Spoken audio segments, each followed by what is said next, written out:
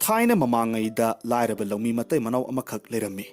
Makhoygi yamna thoidok hendokna pikpa, piktru pikpa, sem amagi changda pikpa, machanupa amakak pokserami. Machadu khara charoklaba, gyan khara taraklaba matamda, mapadu nongma lobukta, sampot khoiba chatnanaba thaurang torami. Maduda machanupa apikpa, mi machadu na haraklami. Pabung, aisu lobukta lake. Mapana khumi, hey, nangdi lakpa yaroine. Yumda leramuko. Maduda machanupadu labukta laki haina kaplami. Machana atumna ningai tawbaduda mapana machanupadu labukta pubirami. Labuk yorobada mapana amon banapi khara phalaga napidugi mathakta mi machanupadu bu phamhalle. Aduga mahakna sampot khoiba haurammi. Tanjaduda jingmarumdagi yamna chawba dalan muk wangba hingchabi manba mi amakak thoraklaga tapna laklammi. Maduda mapalaw mi aduna machanupa mi macha aduda haraklami. Ibungo, mi achawa si ubra, madi mi apikpasi pharaga kihanbani. Tumin layuko.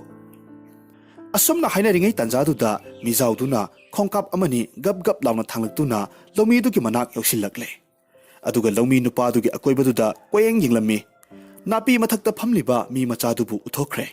Aduna mi machadubu magi chawraba khubiga khubinawgana chaplaga thangat khirami. Aduga mahaki chawraba khubak mayayda thammi. Aduga munna yenglami. Adudagidi MIJAO duna mi macha piktrudu puraga chatkirami. Mapadudi thamoi sokna kaplaga lehorami. Mahaki machadu soidanamak sirani haina khalami. MIJAO duna mi machadu puraklaga mahakna pijap pithak tawrami. Mahakna chaba chinjak pumnamak pijarami. MIJAO aduna mahaki khomlang phawba mi macha aduda pithaklami. Asumna asum pijap pithak tawraga yolakpana chahi ama nidi hawkhre. Telaba matam sigi manungda mi machadu adukki matik jara chawrakhi. Kayamuk chawgi haibabu mahaksu MIJAO dugi hek macha haibado malami. Matam asidadi MIJAO aduna chawraklaba lawmi macha adugi mapangaldu changyeng tawninglami. Aduna MIJAO aduna mahakpu umang amada puraklami. Aduga u pambi amabu thudekna bahairami. Maduda nupa machaduna irai laina u pambi achauba amakak maru phuklaga thudeklammi. Madu uba matamda MIJAO duna harakhe. Nahak hojik kharage henna kanna bahonaba mathau tare. Asumna hairaga nupa machadubu amuk puraklaga atopa chahi amamuk phajana pijap pithak tawraga semlammi.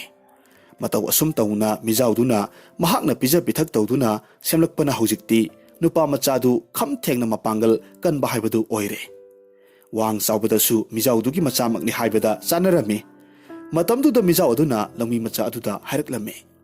Haujikti nahak mapung phana kan thore. Law nahak napagi manakta thinbirage. Asumna haiduna lawmi machadu puraga lawmi dugi lawuk tamna laklammi. Lawmi nupadu lawukta thabak suraga sampot khoiraga leramkhi. Mapa uba matamda lawmi machaduna kaujarami. Pabung, ay halakle. Madu tapa matamda lawmi nupaduna kina khumi. Kanano, natte, nahak aigi isano pa natte. Nang chagsilakano. Lawmi machaduna amuk khumi. Pabung, ay tasenga nahak kinasano paduni. Ay pabunggi thabak singse tawge. Adubu mapa adudi saurabami asina lawphamduda thabak tawge haina changsilakpaduda kiraduna lawphamdagi kakhalaklaga machi amada tasillaga phamlaga lei. Adudagidi lawmi macha aduna sampot khoinabagidamak langoldu paikhatlaga leimaida thak namsilli. Aduga sandu chatnanaba chai tharammi. Adubu langoldu leimaida adukki matik kanna yungsinkhirami. Matawdu uba matamda mapana lawraklammi. Nahakna tasengna sampot khoige hairabadi langoldu adumna kanna namsingano. Adudagidi lawmi macha aduna sampot khoinabagidamak san anidu thadokpikre. Aduga mahak masamak na langoldu pairaga sampot khoiba horuklammi. Sampot khoina mapada hairakhi. Pabung, yumda hanbiro. Aduga imada chananaba sembiramo haibiyo. Mapa lawmidu ingakakna mayumda halaklammi. Aduga magi nupida chananaba marang kaina semo haina hairammi. Asomdana kamdawri lawmi macha aduna aduk chawkhraba lawpham mayamdu mahak mathanta khoidokhirammi. Masigi matungda achauba ujau anikhak maru yauna phuklammi. Aduga ujau aniduda san anidu tonghallaga thaurina kisillaga mayumda halaklammi. Chawkhraba ujau anidu charu mapun ama purakpagi maongda irai laina puraklammi. Mahakna mayum yausilakpa matamdadi mahakki mamana mahakpu masak khanglamde. Mabu uba matamda mamana hairakhi. Kanano masigi nupasidi? Mapuroibana khome. Aikhoigi isanupadu ne. Kari, aikhoigi isanupadu di picture pikkibane. Mahakti yamna wangi. Mahak isanate. Nang chatkro, nang changlakanu isanupanate. Matamduda machanupadu ngaihakti tumina lepi.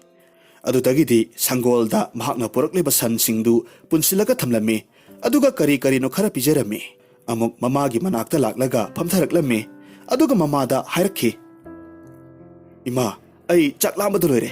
Chanaba kari no khita puro. Laumi machadugi mataududa mamaduna pukham pik thana yauba chana thaknaba pukham anikak puthoraklaga pijarami. Adubu angakpani. Aduk yam kraba pukham anidugi chanabadu laumi macha nupa adugi maphamdadi khajiktanga manarami. Nupa macha aduna mabuk thandabadagi mamana araiba singdu puthoklaga thong thaklaga nupa macha duda pijarami. Asumna nupa macha aduna ahal aniduna chagadaba chayol mukki oigadaba sinjaktu khudakta chathokirami. Adumakpu madunasu mahak puk thanba haibadumadi oiramde. Aduna nupa macha aduna mapada asumna hairakhi. Pabung Aihak malim sigi tongan mafamda chatlaga isagi nungaigadaba safagadaba mafam thirurage. Ima pabung khoiga leiminabasida ima hoi pabung hoi khudong thiba haibada oirani. Adubu aigi khutpaichei oinanaba aina thudekpa ngamloidaba achauba aringba yochai amakhakti pibiyu. Madu puraga ai chatkrage. Mapadusu angakpa pakhatpa awaba nungaitabana ipun pulle. Machanupaduna haribadu mahaksu yare. Aduna mapadu thangsuba nupa amagi manakta sagol anina chingba sagol gari ama tonglaga laklammi. Aduga yamna thoidok hendokna chauba akanba yochai amakhak sanaba hairame. Yamna chauba yumbi muk chauba yochaidu sagol gari da haplaga mapana machagi manakta puraklammi. Machaduna achauba yochaidu irai laina thangatuna pek launa thudekhirammi. Adudagidi machaduna amuk mapada hairaklammi. Pabung handakti sagol marina chingba ngamgadaba achauba yochai amakhak sahanbiyu. Mapa laumiduna machana haribadumak taure. Adubu handaksu yochaidu irai laina thudekpa ngamlammi. Handakti mapaduna mahaki leijariba sagol nipana chingba ngamba achauba yumbigumba yochai amakhak sahanlage khaladuna mapadu chatkirammi. Asumna yamna thoidok handokpa yochaidu saba loiraga mapana machagi manakta puraklammi. Madusu machanupa aduna yamna irai laina thudekpa ngamlammi. Mamai thangdadi machanupa aduna mama amasung mapada asumna hairaklammi. Pabung phare ai chatlage. Aigi khutlai chengak oinaba yotu phangdrabasu ai chatlage. Asi haramlaga laumi machanupadu mayumdagi thorakle. Asum lakpana thangnaba khul amada yoraklammi. Khulduda hek changlakpaga thangsuba nupa amagi manakta thonglure. Thangsuba nupadu yamna mihau chauba sel tabu mihauba masagi da khanba midani. Thangsuba nupa aduda laumi macha aduna mahaki khutsu khulai sabada mateng panganaba mi watpra aisu khara yaujagi haina hairammi. Thangsuba nupa aduna munna yenglaga asumna khalle. Hais masigi nupasi onthokna chaukreda. Mahakna thabak surabadi aigi karbarsi fajanadi chakhatkanise. Asumna khanduna thangsuba nupaduna laumi nupadu mahaki thang sabada mateng pangnaba sinni oina lausilammi. Aduga laumi macha aduda mahaki khusumaldi kaya yamna piyoge haina hanglammi. Maduda laumi macha aduna khumlakhi. Aigidi khusumal amatta pibigano.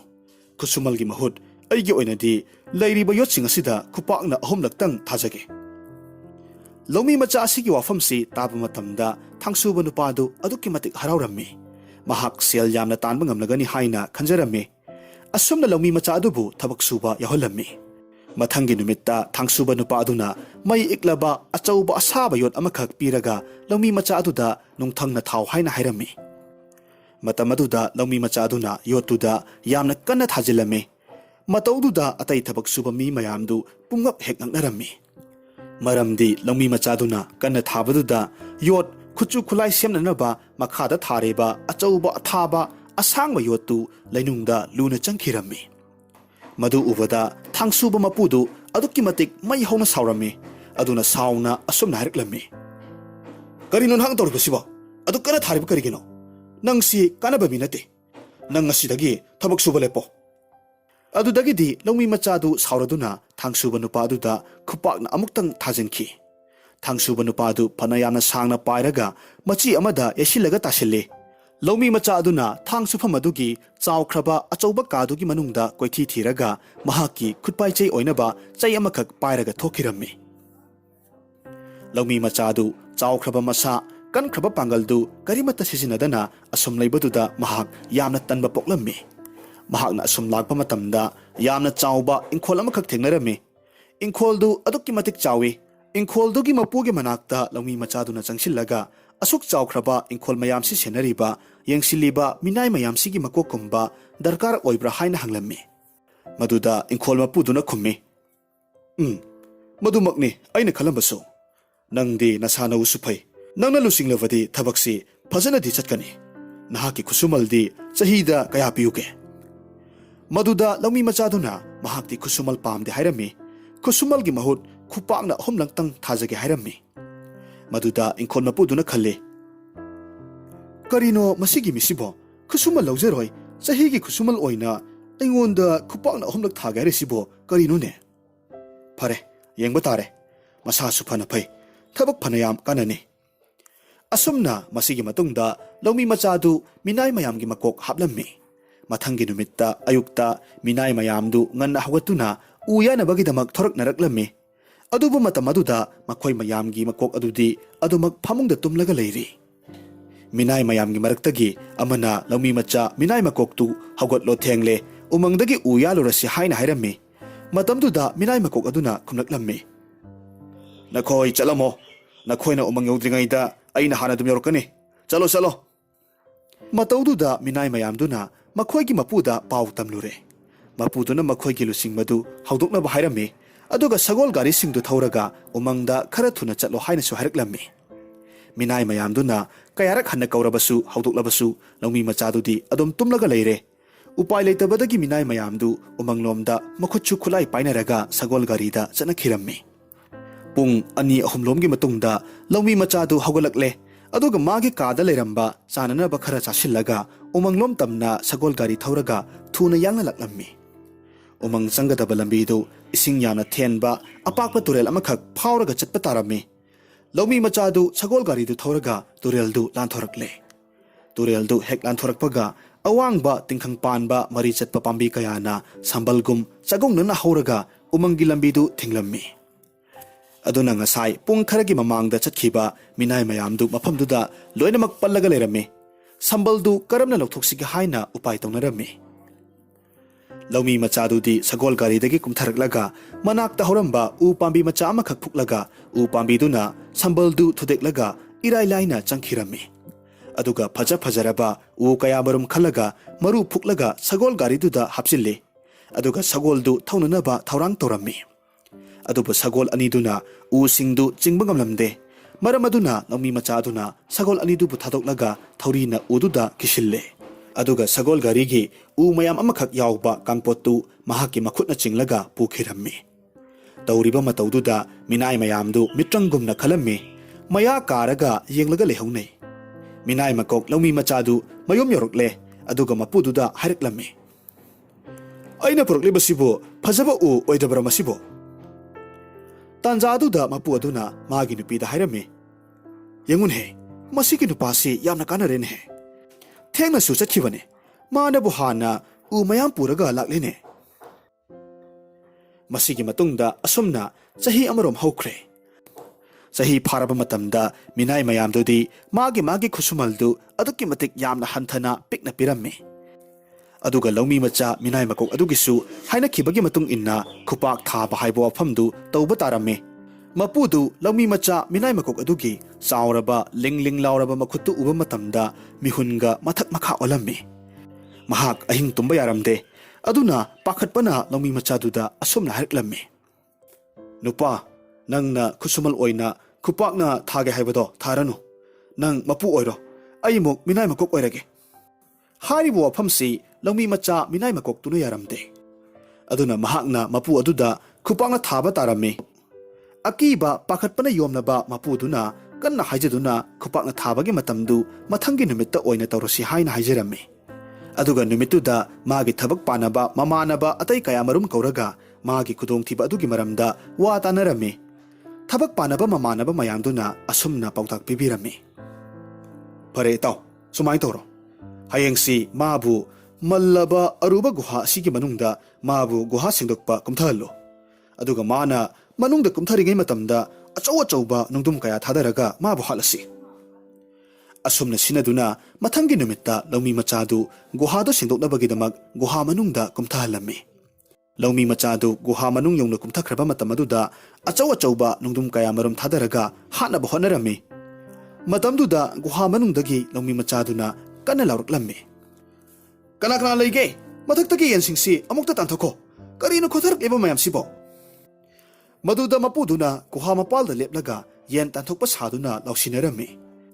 Minay makok adu guha sengba loiraga kakhalakle aduga hairakhi. Yengutu kayada phajakraba nungno. Asi hairaga ngasai mapuna mahak puhanana buhanabada thadarakhiba yamna phajakraba arangbanung amakhak ulammi. Masigi matungda minay makok laumi macha aduna magi khusumaldu pibagi matam oire haina haraklammi. Maduda mapuduna chanbiduna ngasidagi matam pinabiu khupaktu hayeng oina tharo haina haijarammi. Handaksu mapu aduna magi thabak panaba mamanaba mayamdu kauraga magi awaba asigi maramda amuk khanarami. Mamanaba mayamduna handaksu asumna pautak pirami. Pare handakti sumai torase. Mabu numidangi matamda mi kanamatana sangbangamdraba nahaki leiriba phautaknaba sakri thampam mafamduda numidangi matamda thajilo. Adu oirabadi mahak hore numidang adum sirani. Mamanabagi wafamduda mapudu aduki matik penjarami. Aduna numit tasilakpa matamda laumi machadu kauraga phaubora mari khakpiraga hairiba numidangi matamda kanamatana changbangam chakri thamliba mafamaduda changhalami. Aduga phausing adu chakri aduda takadabani hayengi athubagi migi cheng singkhinabagini haina haijilami. Numidangi matamaduda minay makok laumi machadu singnaba laitana mi kanamatana changamdraba akiba mafamaduda laklami. Chakri thamliba yumdu senaba nupa amasu thangnaba yum macha amada leirami. Hairiba nupa asina minay makok laumi macha aduda asumna hairaklammi. Nupa, nahak numidangi matamda mafam asida lakliba karigino. Nahak na cheng takninglabasu ayuk lakpa yadra. Mafam asida numidang lakpa singsi nongalaga siraga leiramba ngaktani. Nahak kudongthiba soidanamak tagani. Laumi macha aduna khumi oiningba oishanu thoningba thoksanu aina phanaba loinamak singani. Adom pothabiruro. Asumna hairamlaga mahak chakri thamliba yumjau adu tamna changsilaklammi. Aduga chakri aduda phausingdu haijinba hawi. Mahakna mafamduda koina yenglakpa matamda thaliba musiba thaumeigi mengalduda manakta leiriba phandu ure. Phan aduda satlauna phamthai. Phanduda hek phamthabaga thangnaba kadugi thongdu masa mathanta hangdorakhi. Aduga ikhang khanghodana table amakhak mitrangumna paithorakhi. Table aduda hauraba acha athak sanga yuna chingba kayasu thamlaga leramli. Madu kanagumba amatana laklaga thanamba pot amatana te. Asumna ngaksana ringi matamasida phamnanaba chakri singdu masa mathanta table dugi manakta sat naksilakhi. Aduga saudaba kanagumba kharana table da leiriba chanaba singdu chaba horakhi. Laumi machaduna munna asumyengba matamda chanaba acha athak singadubu laukhatliba khutsa kharadu ubanatana atai karimata uba phanglamde. Pana oidunasu mapunsida mapuk thanna chaba phangdraba laumi machaduna mangda chanaba mayamdu leiba ubaduda mahak lambana kainoma taurakhi. Mahak karimata changkhidre aduna chanaba mayamdu mahakna yamna thuna loinamak sat chathokkirammi. Mahakna table dagi asa athak singdu chaba loirabada akoibaduda thaliba thaumai singdu kanagumba kharana tapna kamlaga muthatpagi makhol taraklammi. Matamdumaktada ayakpa khonjel amakhak mahakki nakongda tarakhi. Aduga yamna kanna magi makokta karino amana tharakpadungna taurakhi. Matamduda laumi machaduna yamna sauna hairakhi. Nakhoina aingonda adumna tharaklabadi ainasu nakhoidasu thagani. Adubu amuksu kanano khangdaba amakhakna magi makokta tharakpagi sahum amakhak phangba matamda maraga amambaduda magi kallaba chauraba khutpak aduna amuk kanna humjilli. Asumna ahingduma mangonda tharakki tawbagi makhol hektabaga tariba makholdugi maikairomda mahakna hallaga khupakna kanna humjilli. Asumna ahingduma haukhre Nong ngalaba matamdadi chakri thamba yumdu senaba nupadu nganna hogatlaga laklammi. Adubu mahakna lakpa matamda laumi machadu tekta kaidana leirambadu uba matamda mahak aduki matik ngaklammi. Laumi machaduna hairakhi. Ahingda aigi pukse thana chakre. Aduga aigi koksida kanano amakhakna kana hek tharaiye. Aina su hallaga makhoida pangthada thabane. Wadu tapa matamda yumdu senaba halduna khangle. Madudi chakri thamba kaduda leiramba laiwa mantradu haujikti loinamak kokre. Aduna ahal aduna laumi machaduda hairaklammi. Nungaire nupa. Haujikti chakri leiriba ka asibu phajinduna thamlamba laiwadusu kokre. Masi nahakna kohanbani. Asumna ahalduga ngayhak wari sanarabagi matungda laumi machadu mapu ibungogi manakta laklammi. Aduga thokiba pumba loinamak liraga tahallammi. Handakti mapudu chelabasu upai suklai leitre. Aduna laumi macha minai makok adugi manaktagi khongkap amani thangdoklaga leplaga leire. Matamduda laumi machadu parap sangsilaktuna mapududa khupakna kanna araiba thaduna thajilli. Maduda mapudu thongnawromda mathakta wangna paikhatkirammi. Aduga amuk mapudugi nupiduda asumna amuk onsilaga hairaklammi.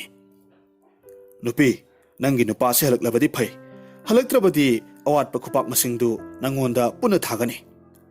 Masiki matungda mapudu laklaroi khangbadagidi laumi machaduna amukka hena kanna mapudugi nupi adusu khupakna araiba khai thajilli. Nupi adusu thongnawromda phaudoklaga mathakta wangna paikhatkhi. Nupidu mathakta wangna paikhalakpa matamda mahakki nupa adusu mathakta paikhatlaga leirambadu thengnarammi. Matamduda nupaduna magi nupida laraklammi. Nahak aigi tung ilaklibra. Asumna awangmada kanna paikhalakhiba mibu minaigumna sisinaba matai manaw anidugi punsidu laimaida tarakpada kari phibam oiramgani. Masigi matungda laumi machadu magi achauba yochaidu pairaga mabuksel ludaba kana leiri haina kwachet amuk chatlaga thiba horaklammi.